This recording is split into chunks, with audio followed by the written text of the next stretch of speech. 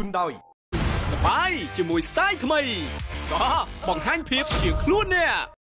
Good morning, Sawadee-kar, and welcome to TTN World Breaking News. Canada withdraws 41 diplomats from India. 41 Canadian diplomats have recently left India amid a rift over the murder of a Sikh separatist leader on Canadian soil. India asked Canada 2 weeks ago to withdraw dozens of its diplomatic staff and threatened to remove their immunity if they remained. Canadian officials called the threat a violation of international law. Relations have been tense after Canada accused India of being behind the 18th of June killing of Hardeep Singh Nijjar. India has denied the allegations, calling them absurd.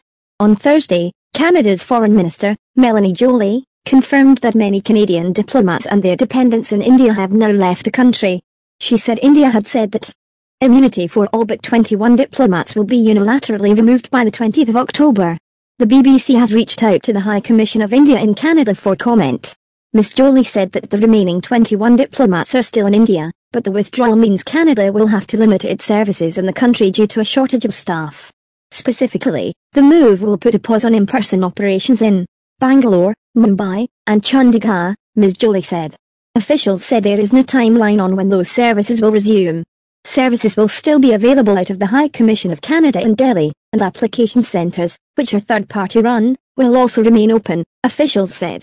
However, the reduction of staff is anticipated to significantly slow down processing times for immigration applications, at least in the short term, said Canadian Immigration Minister Mark Miller.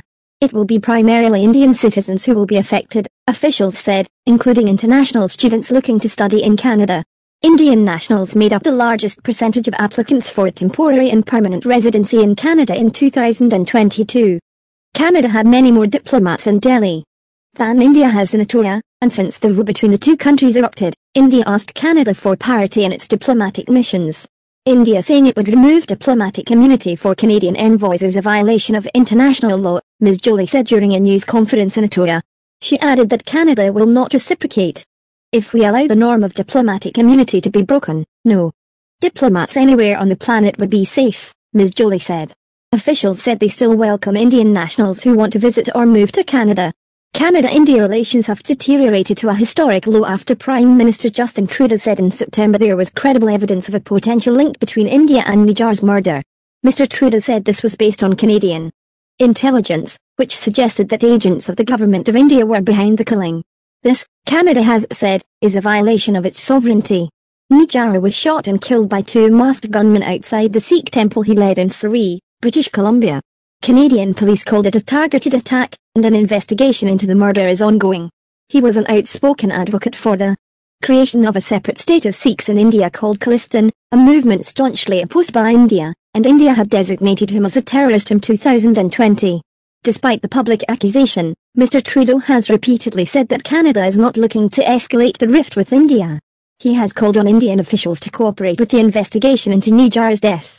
Please like, share, subscribe YouTube channel TTN World, and don't miss for more latest news. Thanks for watching. Cobb Kunker.